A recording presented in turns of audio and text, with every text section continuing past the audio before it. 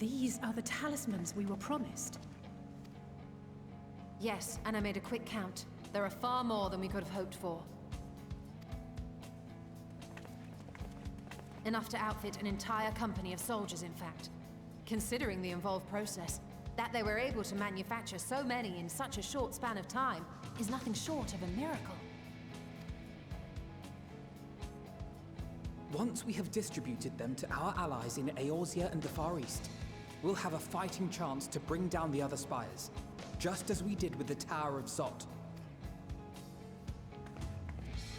Or we could use them to invade Garlemald proper, and strike directly at the Telophoroid's base of operations.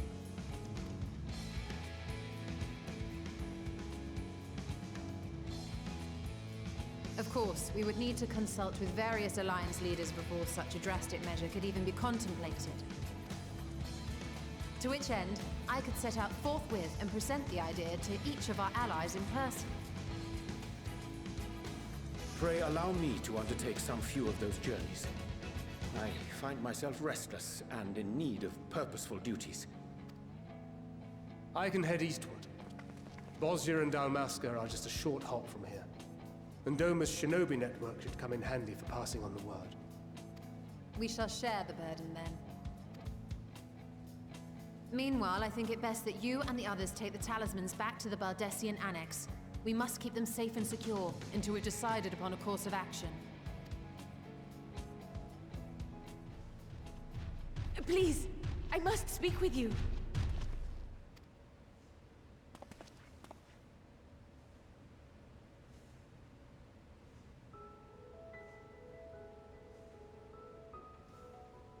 Nidana, you're awake. Yes. When I spoke with the carer at my bedside, she told me that one of the scions, a young woman, had cleansed me of the tower's corruption. It seems I'd been asleep ever since the treatment. But when I awoke and learned you were all still here, I knew I had to come.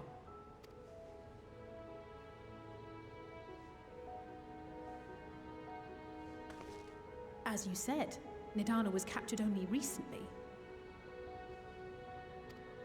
Such a brief exposure is swiftly cured, so I tended to her before we gathered at Megaduta.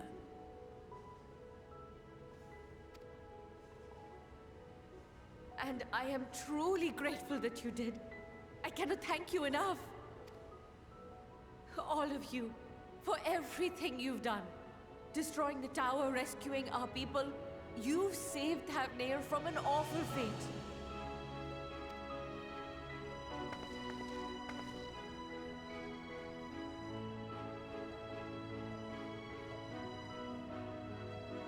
Yet who hath truly saved whom? Due in no small part to thine inspirational courage, the alchemists were successful in reproducing warding scales of proven efficacy.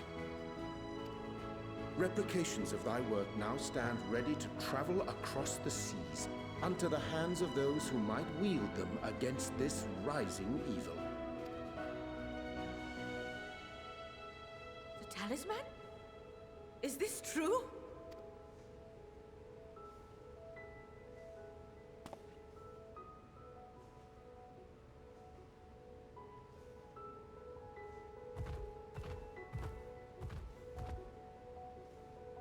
Oh, I was so groggy from sleep.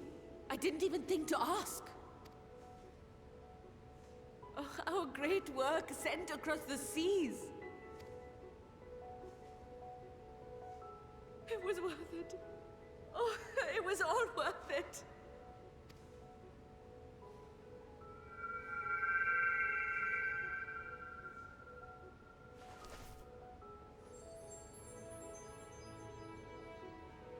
Look at that! Its color is completely changed.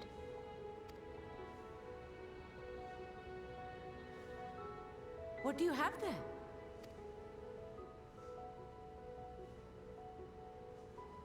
How unusual.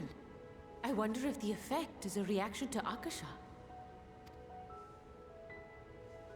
I'm afraid I'm not familiar with that term. Akasha? It is one of the unseen energies defined by Harnish alchemical theory. Though a gross oversimplification, some describe it as an essence influenced by feelings. You imply that it is distinct from ether? As foreign scholars often conflate the two, but we see them as separate concepts. Ether is an energy which permeates the land. It exists within animals, objects, even the air we breathe, affecting all through which it flows. Akasha, on the other hand, exists in a domain beyond our reach.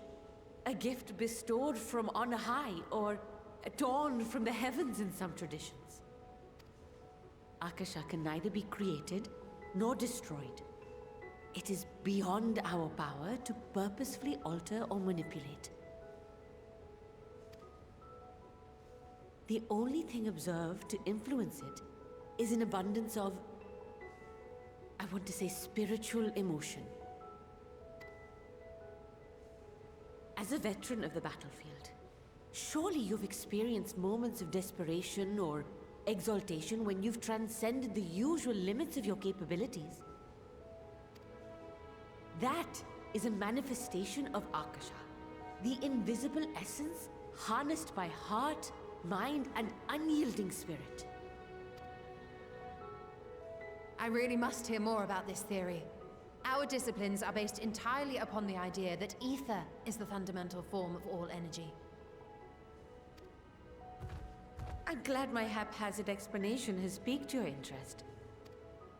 But even for us, Akasha is a somewhat abstract field of study. A lack of practical application lends itself poorly to formalized research. Which is why my analysis of your flower can amount to little more than idle speculation. I am sorry.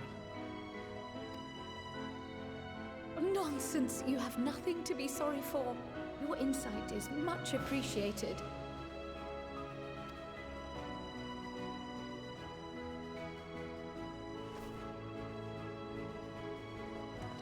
Shall we depart for Sharlayan then? I will see to it that the talismans arrive at the Annex.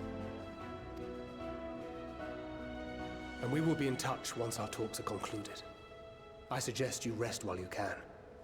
From here onward, sleep is bound to be in short supply.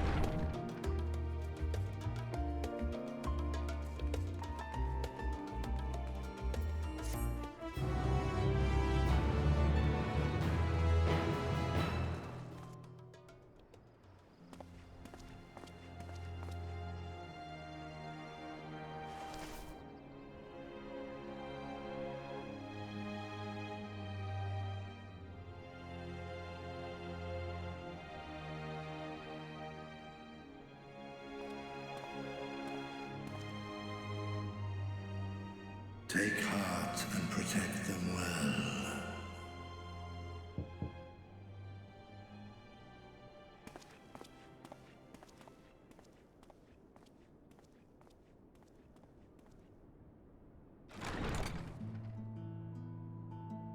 Good, you're here. You haven't eaten yet, have you?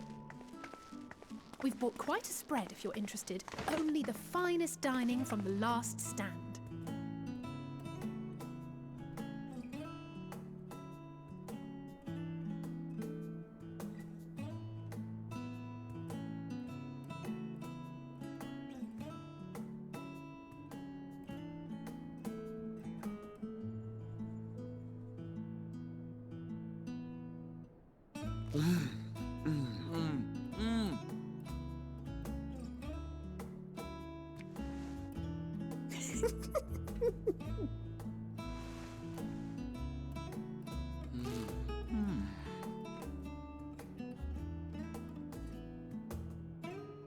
Lest you wonder, we invited Estinian as well.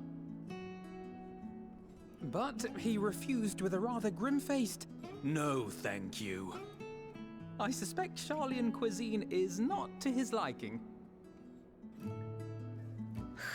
Oh, I don't know about that. Perhaps our lone wolf just needed some time apart. What? To perfect his brooding stare? Next time, I'll drag him out by the ear, sit him down in front of a Sharlayan feast, and see that he eats every last bite. An excellent idea. Of all people, warriors must take proper meals and rest if they are to maintain a healthy constitution. Poor Estinian, beset on all sides.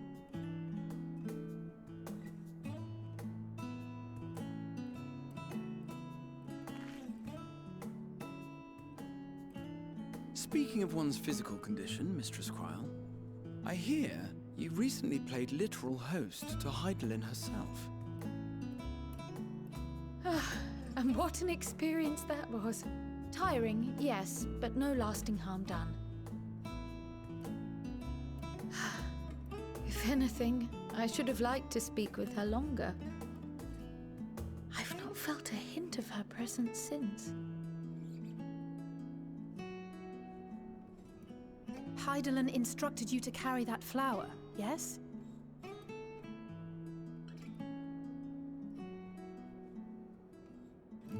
'Twill be your guide, test and proof of your conviction. And then something about seeking joy in darkness, was it? Come to think of it, isn't that what happened with Nidana back in Radzat-Han? The flower did seem to radiate a joyful glow, as if reflecting the elation we all felt. The relief of a people with renewed hope. Indeed.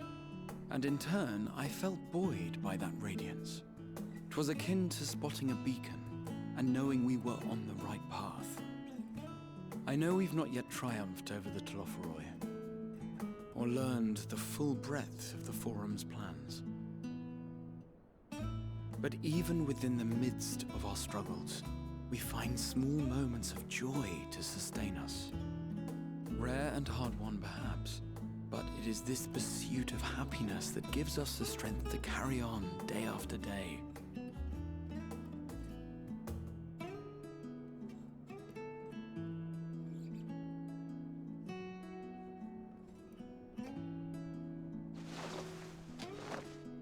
Hey, that's mine. To the swift the spoils.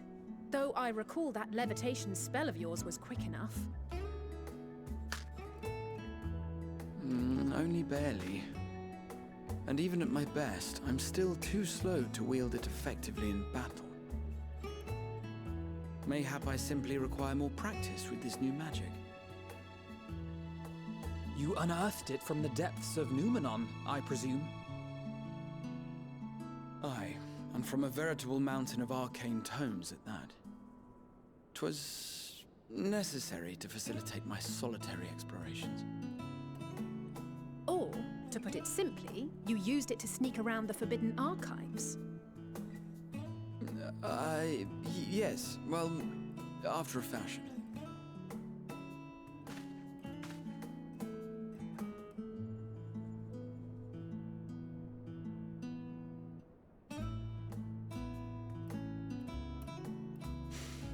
They're tall, you see. The shelves, they're too tall for me. And I could hardly move the library's platforms without attracting attention now, could I? Oh!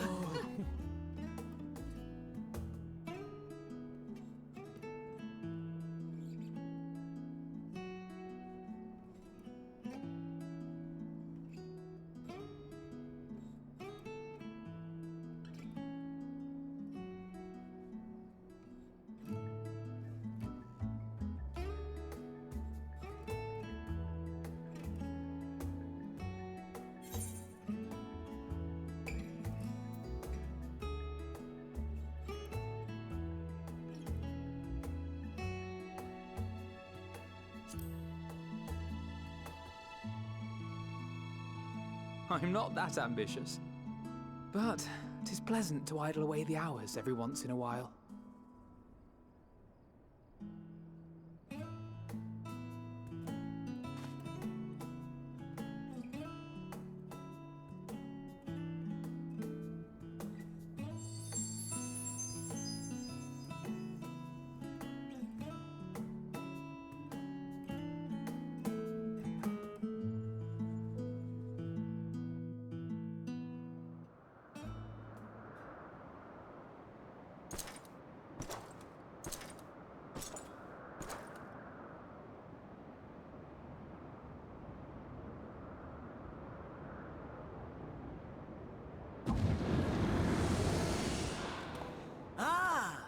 Enjoying the bracing cold, I see. Do you not own a warm coat or a cloak? Something in fur? Or fashioned from the skins of your enemies? Or... well, never mind that. I come to you once more as the bearer of bad news.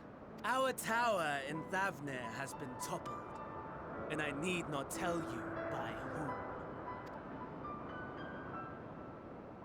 Given how many we have at our disposal, the loss of a single spire is hardly fatal to our plans. It does, however, slow the rate at which we siphon ether. If they continue to preoccupy themselves with the towers, then all will be well. But should our foe prove bold enough to strike at us here, then the timing becomes questionable. Our foe is bold enough. Of that, I can assure you.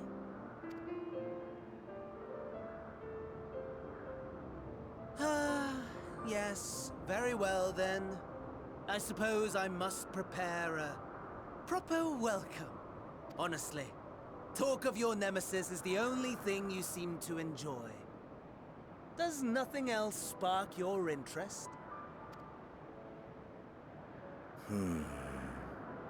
No. All else is... equal. Equally tedious. Equally disappointing. The world is a tepid bog into which we sink, too weak to thrash as the mud clings to our eyes and fills our throats till we blissfully choke. But then came the light, blinding and pure and hot, so very hot, enough to set my soul aflame.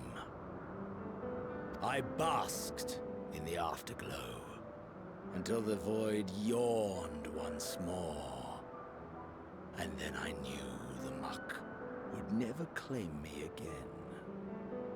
There was naught for me ahead, so I drew the curtain on all that had come before. Burn, burn, let the whole star burn. I will have my contest. I will reclaim my moment.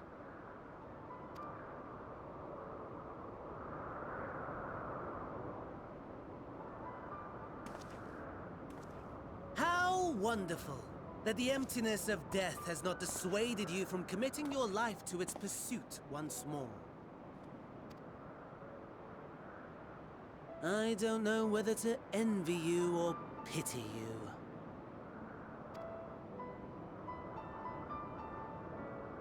You question my disinterest, but what of yours? Despite your noisome antics, I sense you take little pleasure in this endeavor. Mercy, my lord. Such pointed barbs from one who barely acknowledges my existence. Nevertheless, you are mistaken.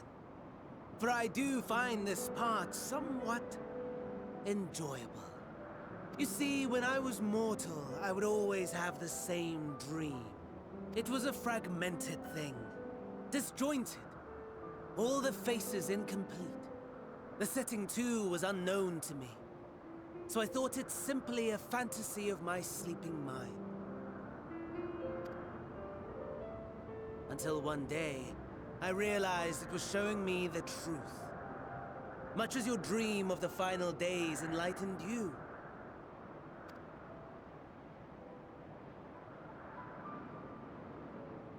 And soon, very soon, the rest of the world will see the truth of my dream, too. Yes, I think that is something we can both enjoy.